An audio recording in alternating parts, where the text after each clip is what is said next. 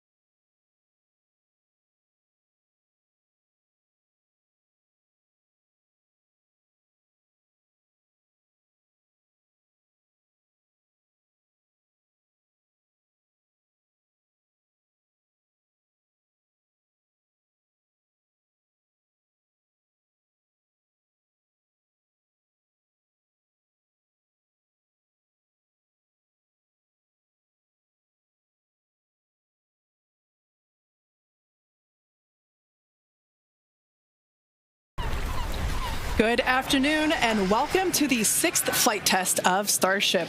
It is currently 3:25 p.m. Central Time at Starbase, Texas, and it has been just 40 days since our last launch of the world's biggest rocket. We're targeting our first afternoon Starship liftoff just 34 minutes from now, and that will occur at 4 p.m. Central Time. Now, this timing will bring us daylight views of the ship splashing down on the other side of the world. I'm Kate Tice, Senior Quality Systems Engineering Manager here at SpaceX. And I'm Jesse Anderson, a Senior Structures Engineering Manager, and we are joining you live from SpaceX Hawthorne.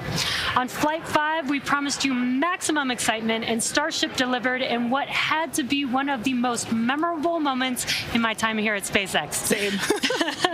Like so many of you, we were in utter shock as we watched that historic booster catch unfold, and we're back today to try and do it all over again. As Kate mentioned, it's been just over a month since Flight 5, making this our quickest turnaround yet between Starship flight tests. Our ultimate goal is to get that turnaround time down to hours. Following Flight 5, the SpaceX team went to work, immediately implementing lessons learned into the vehicle and tower's hardware and software systems for Flight 6. This is what rapid iteration looks like. We gather real data from these test flights and turn around and fly again as soon as possible. This is the process that is bringing us the rapidly reusable Starship that will soon be taking us to the Moon and Mars. Flight 5 proved that we can safely bring the booster back to the launch tower, which is a key factor in driving rapid reusability, and land ship with a high-precision splashdown in the Indian Ocean. We'll be taking you through today's test objectives in just a moment, but first, let's check in with Dan, who is on the ground just a few miles from the pad at Starbase with the best views. How's it going, Dan?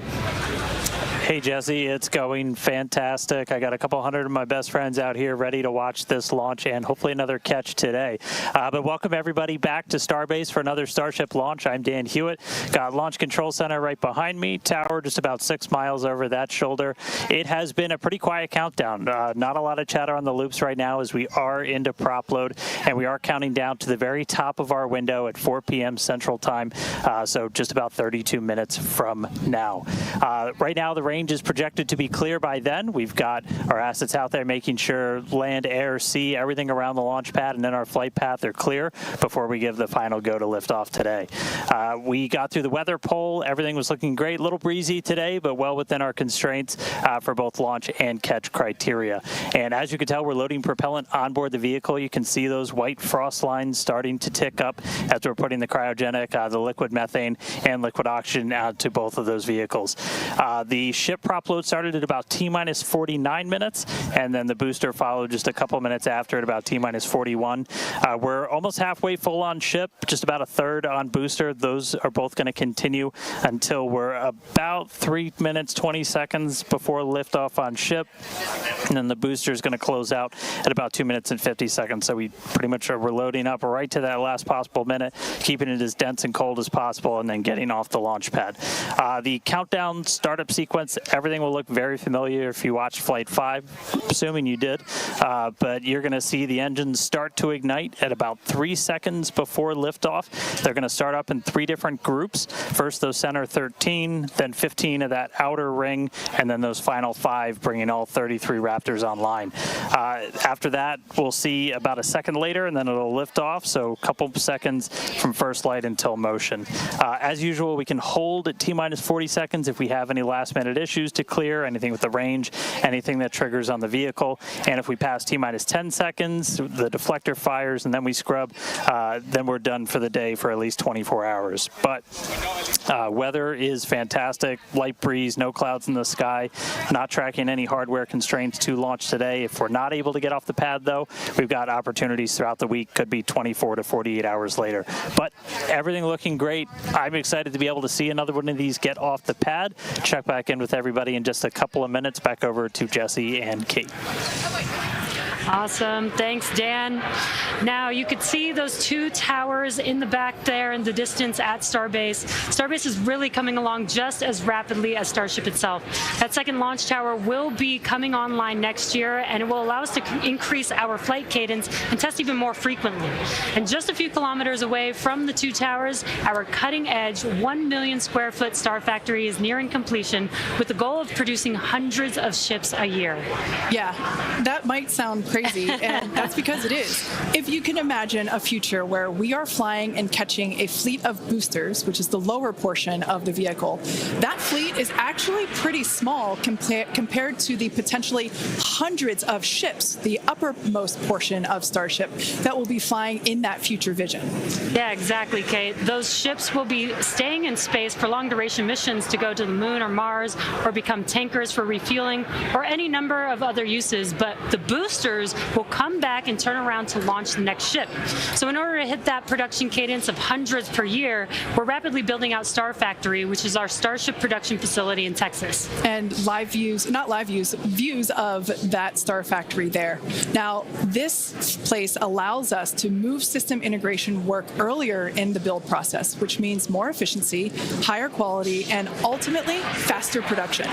Starbase is an incredible place to be right now. There really is nowhere else in the world like it. You know, hint, hint, nudge, nudge.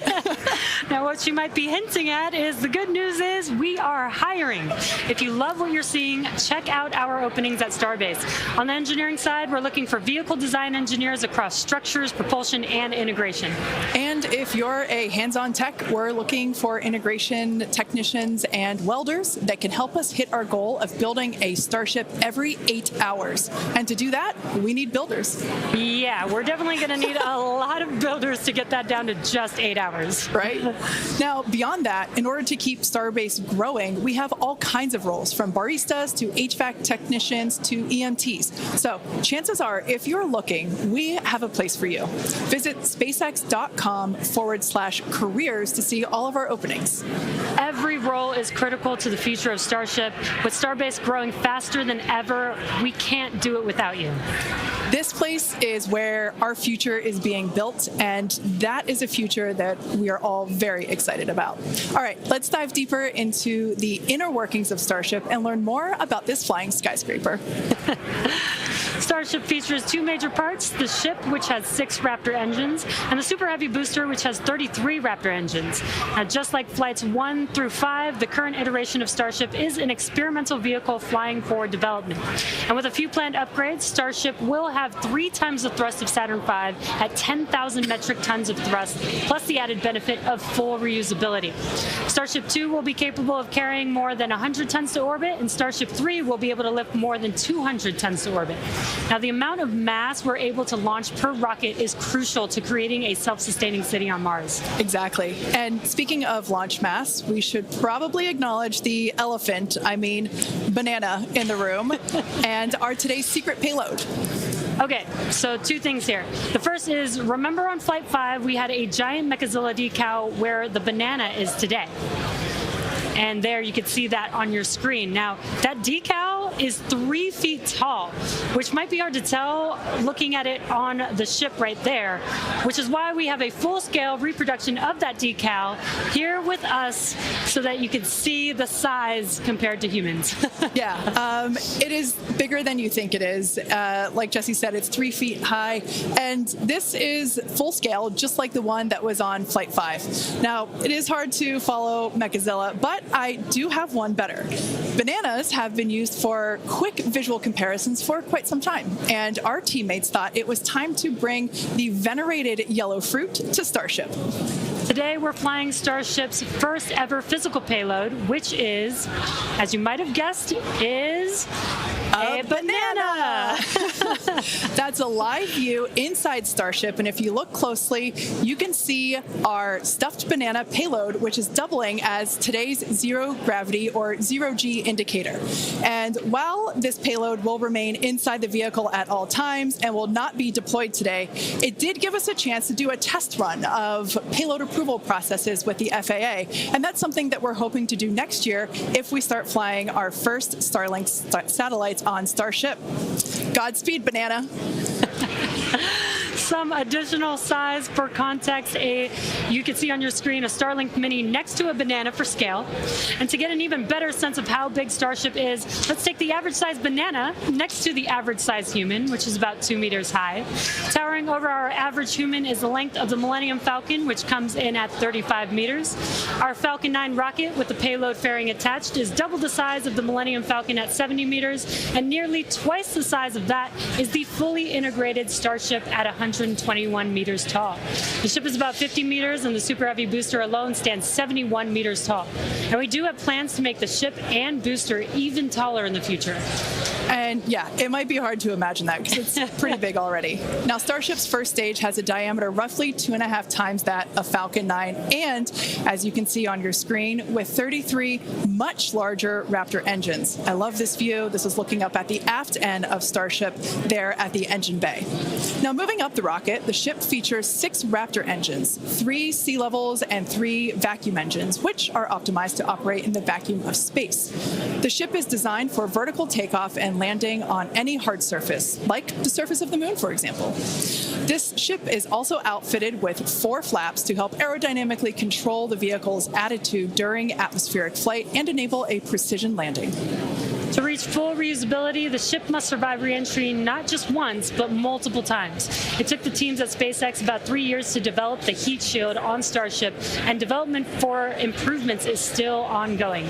The ship's heat shield is composed of thousands of hexagonal ceramic tiles designed to insulate the vehicle during atmospheric entry, where temperatures can be as high as 2,600 degrees Fahrenheit or over 1,400 degrees Celsius.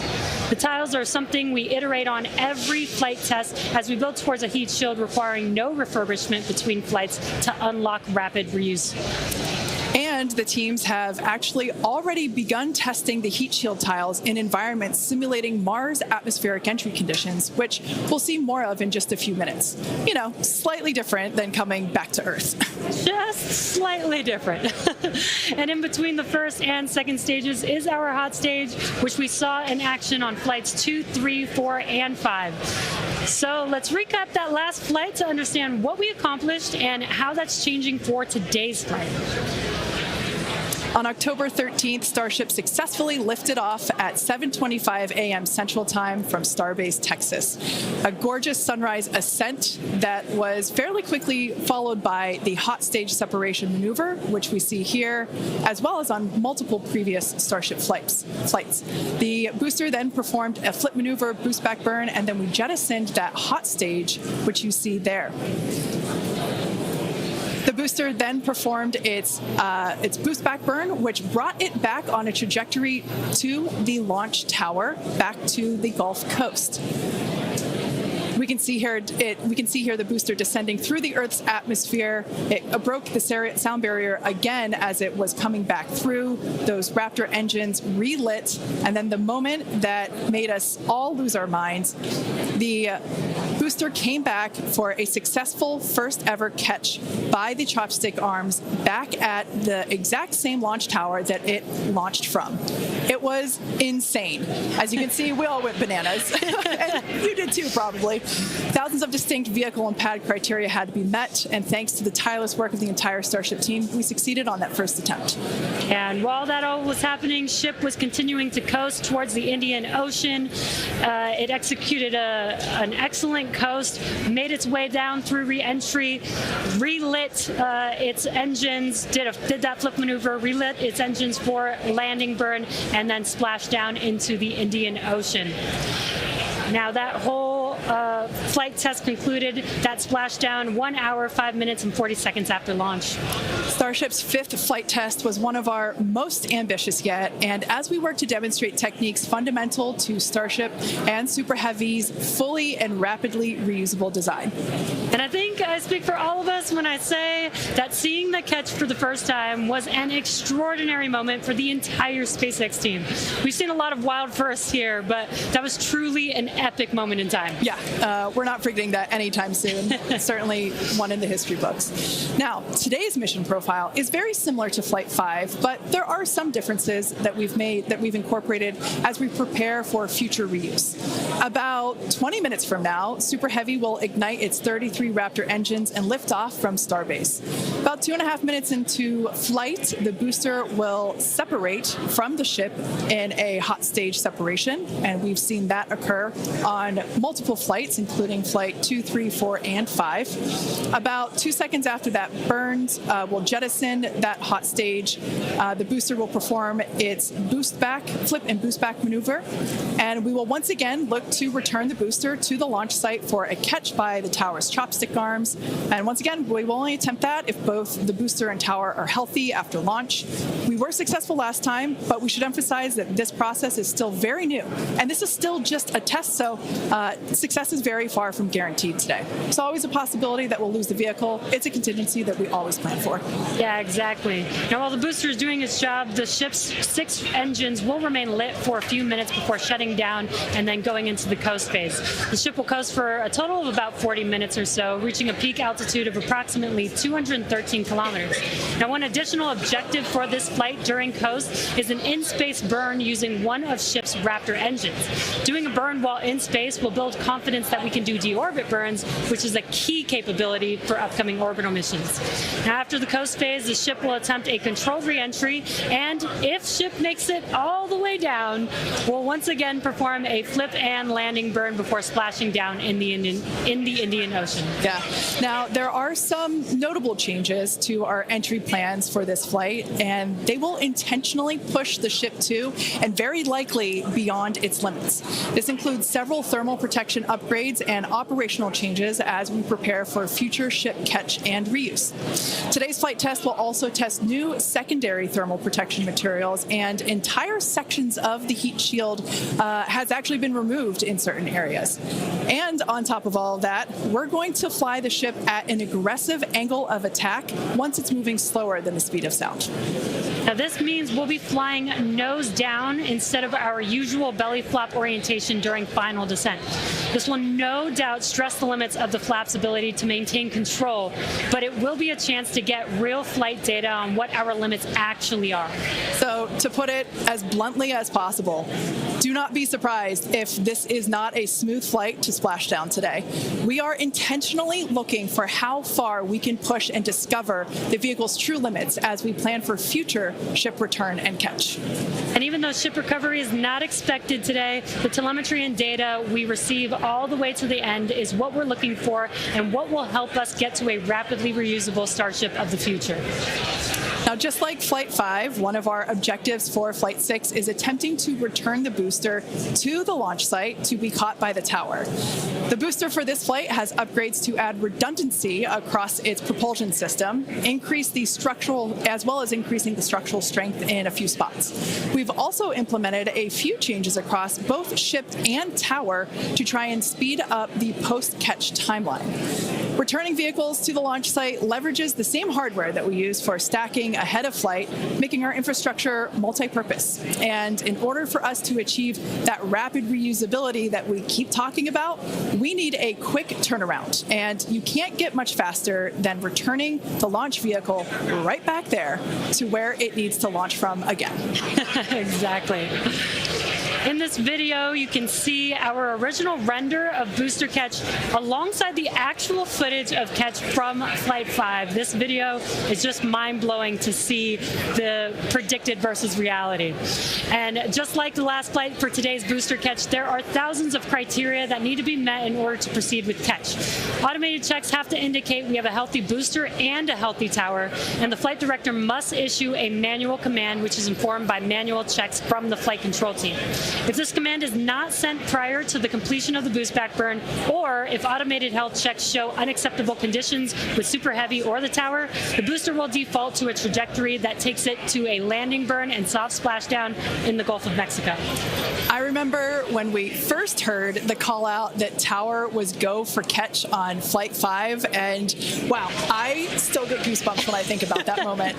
Now, for today's test, just like Flight 5, we're only going to catch if everything on the booster and the tower checks out after launch. As always, we accept no compromises when it comes to the safety of the public and our team. And so to that end, the area around the pad and the flight path are cleared in advance. A lot of things have to go right in order to line up the booster catch. So if all criteria is met, we will attempt to catch, but there is a chance that we may not. Either way, we'll be getting tons of in-flight data, which is extremely valuable. Exactly. That first catch was pretty epic, though. So like you, we'll be keeping our hopes high to see another one this afternoon. Now, Dan, you got to see it in person last time. Are you mentally prepared for a possible round 2? I mean, probably not. That was pretty hands down the coolest thing I've ever seen, and the fact that we're going to do that every time now breaks my brain a little bit, but it was absolutely incredible. One of the unique aspects with Super Heavy coming back is it does generate a sonic boom. This is something commonly associated with reusable spacecraft. It's coming in faster than the speed of sound and then slowing down. It creates that pressure wave that builds up, and then when it reaches you on the ground, that rapid change in pressure is that quick thunderclap sound that you hear. Now, generally, the only effect is that thunderclap sound. But if you're not expecting it, it's definitely going to get your attention, and we were able to hear it last time. The impact of, or how loud it is, changes pretty dramatically. And in this video, you can see as we were descending, and there was kind of that quick triple pop that you heard. Now that was picked up from closer to the pad. Most people at our distance and further away, you're only going to hear one or two as they're happening kind of so on top of each other that it might just sound like one big bang. But as I said, that's something that's only associated with spacecraft being reused. We hear it with Falcon 9. We heard it during Shuttle, and looking forward to hopefully hearing it today. Just a quick status check, though. We're about 85% full on ship, almost 2/3 of the way full on booster, continuing to count down about 13.5 minutes, a little under that, until we lift off today, but still looking good. I'll check back in with you guys in a few minutes. Back over to Jesse and Kate. Thanks, Dan. Yeah, I think Dan said it really well when it really does hurt the brain to think that this is going to be the norm, that this is just the beginning. Every one of these flights is a step closer to a fully operational Starship that will take us beyond Earth orbit. And with our pace of rapid iteration here, the Moon and Mars are not nearly as far in the future as you may think. In fact, we're planning to send Starships to Mars as soon as 2026. Which is when the next Mars transfer window opens, which is under 2 years from now. And you might be familiar with the Starlink logo, which you see there on your screen. It's an iconic representation of the Mars transfer orbit, also called the Hohmann transfer orbit. This transfer window, or the time between the time when Earth and Mars are closest to each other, opens every 26 months and is only open for about 2 to 3 months at a time for a vehicle with Starship's power. Lining up a launch to Mars is similar to how we launched to the International Space Station, where we timed the launches to match the station's orbit. If we didn't do this, we would need more propellant and more time to get there. So the first opportunity we have to fly Starships to Mars, we plan to go for it. These first flight tests to Mars will be uncrewed and will test the reliability of landing in tech. If those landings go well, the first crewed flights will soon follow after that. Right now, our flight tests are focused on proving out reusability of both Super Heavy and Starship. In 2025, we'll continue that focus while also potentially flying our first Starlink missions and demonstrate capabilities central to our role in taking astronauts to the Moon as part of NASA's Artemis program. Starship will be used to land astronauts on the lunar surface on NASA's Artemis 3 mission, which will put the first humans on the Moon since 1972. One key capability will be the ability to refuel Starship on orbit, which you can see there on your screen, with a Starship prop tanker docked with a fuel depot.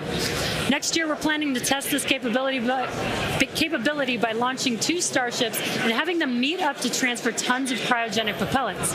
Now, when the time comes to land on the moon, Starship will link up with NASA's Orion spacecraft in lunar orbit, where astronauts will transfer over for their descent. Now, once on the lunar surface, they'll ride the elevator down in their Axiom EMU spacesuits from Axiom Space and leave the first footprints on the moon in more than half a century, kickstarting humanity's mission to establish a sustainable presence there. And coming soon to a moon base alpha near you, Starship Enterprise Edition. That is so exciting, and all the advancements that are going to come in order to enable all of that. Now, our rapid iterative development approach has been the basis for all of SpaceX's major innovative advancements, including Falcon, Dragon, and Starlink. Today, we're testing hardware and systems, and we need to know how they perform under the most extreme conditions. And what's more extreme than the flight environment? We'd much rather find the bugs and limits now during testing than later on when there's more on the line. And to reiterate, while we do determine an acceptable level of technical risk on our vehicle and pad to learn as fast as possible, we accept no compromises when it comes to the safety of the public or our team. So all of that to say, this is only the 6th of many future flight tests of Starship before it becomes fully operational. And we tend to do our testing out in the open, just like today. And that means people sometimes see when our hardware doesn't perform as we planned during that testing. And that's okay, because this is exactly what we are testing for, to physically see if hardware performance matches what we expect it to do or not. Even more with today's test flight, where we're purposefully pushing the ship beyond its limits. Starship development is also being aided by Starlink space-based connectivity. You might remember the Starlink panels that are incorporated into Starship, and you can see them there on your screen, those rectangular panels on Starship's nose cone. Starlink brings us the epic views in space and on re-entry, and also helps deliver us critical flight data engineers need to continue development. Yeah, Starlink continues to help us push the limits in space in the short term by providing great views and real-time data on our next few flights, particularly through re-entry, which spaceflight veterans know that is historically a period of blackout for all communications within spaceflight. Outside of Starship, Starlink has helped people across the globe, particularly in rural and remote areas that have been underserved by traditional broadband internet. Yeah, and soon, Starship will deploy our next generation Starlink satellites, which will continue to increase our capability to connect even more people with high-speed internet all around the world and beyond. Now, as we continue to prepare for our next several flight tests, we recently performed a cryo-proof test of the Starship for Flight 7, our first operation with the vehicle debuting a number of major milestones. The ship has been stretched to make room for larger propellant tanks, increasing the propellant capacity from 1,200 tons to 1,500 tons. The forward flaps also got a redesign. They have shrunk in size, and they also shifted in location, and both of these things will help better protect them during entry heating while still providing control. There's also a wide range of upgrades that will make the vehicle more reliable, adding redundancy to and the ability to operate for longer durations in space. One unique aspect of a trip to Mars are the different conditions ship will see when entering the Martian atmosphere. Now, it's difficult to simulate Mars's atmosphere when re-entering on Earth, so we've been testing a variety of heat shield materials inside a specialized plasma jet chamber at the University of Illinois Urbana-Champaign, where we're able to more closely simulate Mars's 95% carbon dioxide atmosphere. Aside from looking awesome, this is important testing. The intense heat of entry will cause the CO2 to break down into its base elements, exposing Starship to atomic oxygen, which increases surface heating and can cause materials to oxidize or start to break down. Spacecraft entering over Mars encountered more than twice the amount of atomic oxygen at their peak when compared to Earth, and that is certainly a unique challenge. As we continue to test, we'll learn more about what makes a great heat shield for Mars. All right, now that we're heading into the final minutes of the countdown, let's go back to Dan for the latest on the ground there at Starbase. Hey, Kate. Afraid I have nothing but good news for you. We have a go from our range safety team. We are a little over 90% full on ship, almost 85% full on booster, and not tracking any holds to an on-time liftoff. So we've got about 3 more minutes of prop load. As long as the range stays clear, we don't trip any other holds, we might blow right past that T-minus 40-second mark and lift off right at the top of our window at 4 p.m. Central. So toss it back to you guys one more time. But fun part about to start, we are, a little under 6 minutes away from launch. All right, so we are continuing to progress now at 5 minutes and 43 seconds until liftoff. Now, once we pass the T-minus 40-second mark, a number of events are going to occur in rapid succession. The ground spin and ignition systems will come up to flight pressure, and the ship will go on to internal power. And then after that, the quick disconnect, or what we call the QD arm lockout, is removed in preparation for retraction shortly after T0. And once we pass the T-minus 40-second mark, we still have the ability to recycle the count under certain conditions back to T-minus 40 seconds and then hold there to assess what happened and if we can proceed again to T0. Exactly. However, once the water for the deflector system begins flowing at T-minus 10 seconds, any issue after that would be an automatic scrub for the day, as the teams would need to refill the deflector's water tanks as well as the propellant storage tanks over at the tank farm before we're able to make another attempt. Now, it is just so unbelievable that it's just been only a little over a month, and we are just a few minutes away from Flight 6. The crowd here is building up. We've got a much larger crowd here than when we were launching at 4 or 5 in the morning out here. So very exciting to have an afternoon launch to have all the employees here. Exactly. Now, just as a reminder, that T-minus 40-second hold, if we opt to use it, everything is still potentially go for launch. So nothing to be worried about there. At that point, basically up until T-minus 40 seconds, all aborts are just holds. This would allow the team to wait for final checkouts to assess propellant levels, engines, avionics, vehicle pressurization, range, weather. Occasionally we've had shrimp boats lingering in the past, but that doesn't sound like that is the case today. Yeah, not today. No shrimp boats, which is great. Everything so far is looking good. We're getting really excited here, just a few minutes away. We're going to go back, send it over to Dan in Starbase. How's it going, Dan? It is still going great, just coming up on about 3.5 minutes away, so we should be done with our prop load on ship momentarily. Then about 30 seconds later, we'll close out on booster.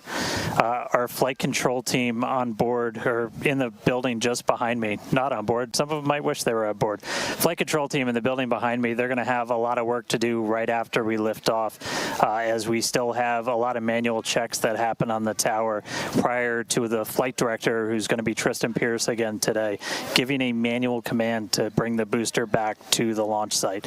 And the tower did just incredibly well on the last flight. We didn't lose any of our required redundancy for a catch, and so we're hoping to see that again today. A lot of the team, really putting armor on the tower, making all of those things work, played a huge role in making that catch possible, and looking forward to hopefully seeing that happen again. And of course, sending our first payload to space. You can see the banana. It's very tightly secured, but I assure you it does have some room to float around. So once we're in a zero gravity environment, we should see our first Starship zero gravity indicator putting on a little bit of a show. And that's looking right in. That's where we're going to have Starlinks. That's our PEZ deployer. So getting its ride to space. So coming up on about 2.5 minutes, we are closing out on all of our prop load. Just heard that our fill drains are starting to close, so that means we're no longer going to be flowing propellant into the booster and the ship. We're going to do what's called pushbacks. So all of that propellant in the ground systems is going to get pushed back to the tanks, clear out everything around the pad right before we light those 33 engines and take off. Just quick reminder, you're going to see fire start at the bottom. You're going to see the deflector start at about 10 seconds before launch. Lots of water to help dissipate all that heat, all that sound. And then the engine starting up in 3 different groups. And then about a second after T0, we should see liftoff. About 2.5 minutes into the flight, a little bit longer, we'll see hot staging. And that's when we're going to be listening really close on those loops to see if we're going to be bringing the booster back for a catch today. Do always want to caution, it's never a guarantee. We've done this once. We'll see if we do it again. We're only going to do it if the booster and the tower are looking really good before we attempt to bring it back here. But coming up on a minute, not tracking any holds on the board right now. So as long as we don't have any last second things, which do happen. All right, flight director just confirmed T-minus 1 minute.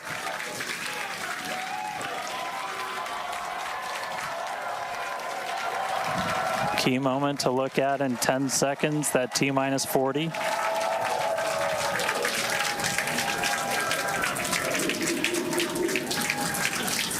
And we flew right through that.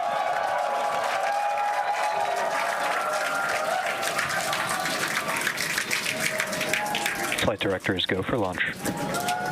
All right, we're now T-minus 20 seconds until liftoff of Starship Flight 6. This will mark our second attempt to catch the Super Heavy booster at the launch tower, as well as 10, 9, 8, 7, 6, 5, 4, 3, 2, 1.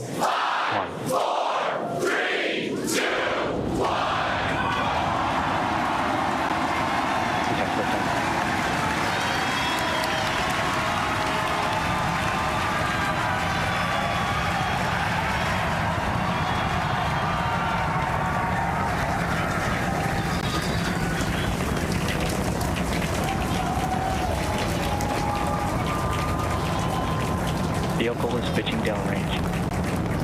Booster Raptor, chamber pressure nominal.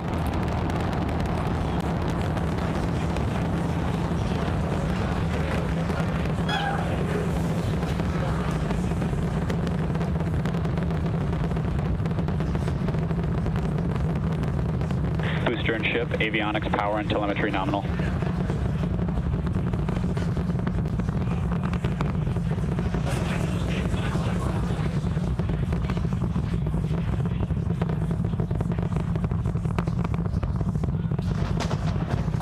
All right, we're just a little over a minute into flight. Dynamic pressure. We're about 6 miles away, so all the sound's still hitting us here. Hearing good call-outs that power telemetry nominal, that's flying straight and true. We do see all 33 Raptor engines lit up on telemetry screens. At this point, we've passed through that point of maximum aerodynamic pressure, that max Q.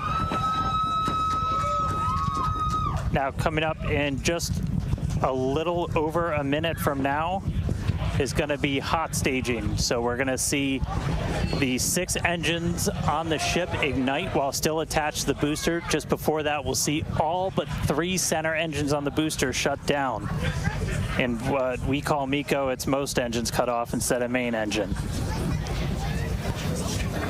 And so while we continue to watch it go up, a lot of our flight controllers looking at all the systems around the tower. Again, we have to send a manual command.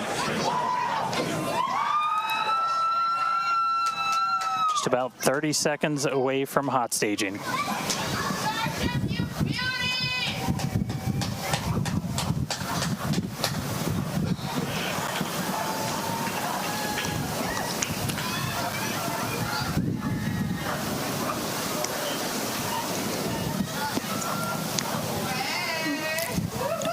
And we heard the tower is go for catch. Booster engine cut off. The return flag is set for true. Ship engine start up. Stage separation. All right, hot staging confirmed. 6 out of 6 lit on the ship. Booster boost back going. We heard that we are go for catch. Kate, Jesse, take the views. Hopefully I got a booster coming home real soon. Wow, from our view here, Dan, great views of planet Earth behind that Super Heavy booster. Right now it is performing the Ship boost back burn. nominal. Good news there, telling us that the pressures inside the ship are good. That is the second stage, or the upper portion of the vehicle. Follow along with the telemetry on the bottom of your screen. Yeah, booster is currently, Super Heavy is currently in its boost back burn. This boost back burn. Avionics, power, and telemetry nominal. This boost back burn lasts just a little bit over a minute, so we've got approximately 30 seconds left. We've had shutdown of that boost back burn. Up next will be hot stage jettison. The view from the camera on the left, or from the booster on the left-hand side of your screen, and then tracking cam there on the right-hand side of your screen. We'll see those grid fins. Booster offshore divert. And we can also see that the hot stage has been jettisoned. Yes, visual confirmation of that there on your screen, which is great. Now the next... Starship is following a nominal trajectory.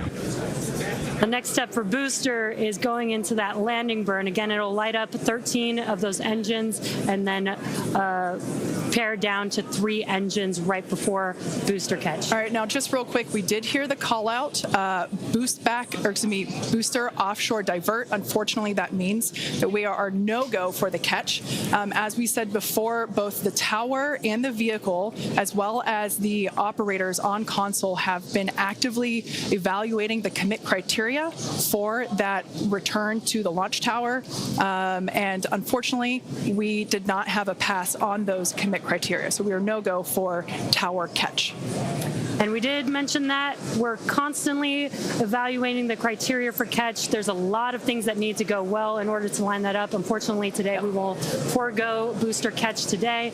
But what you're seeing on your screen is ship currently making its way towards the Indian Ocean, still looking good so far.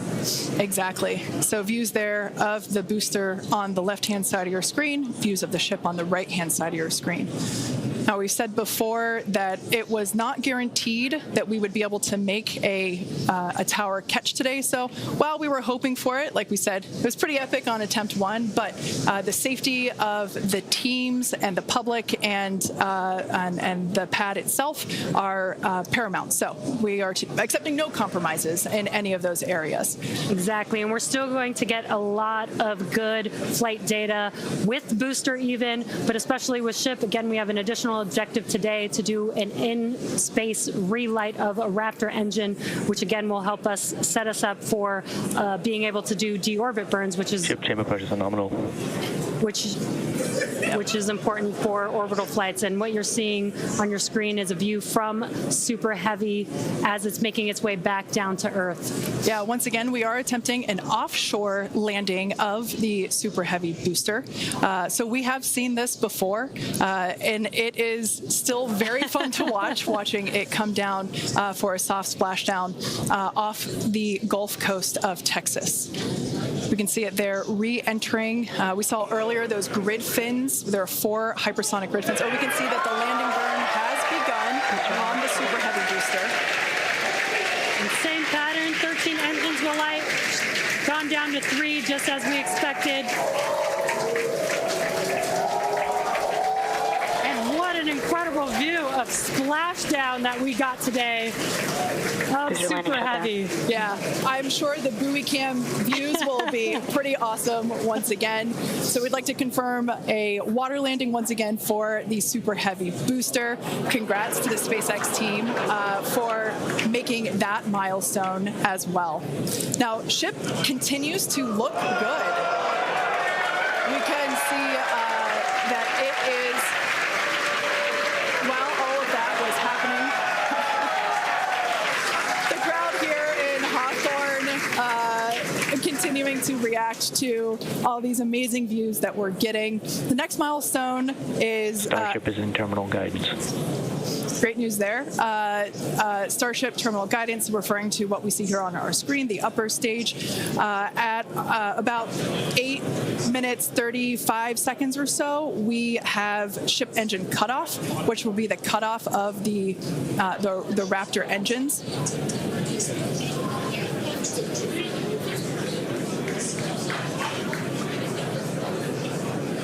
We can see on our screen ship giving us some incredible views brought to us by Starlink. This view is also very interesting because we can see basically the receding tile line that we referred to earlier.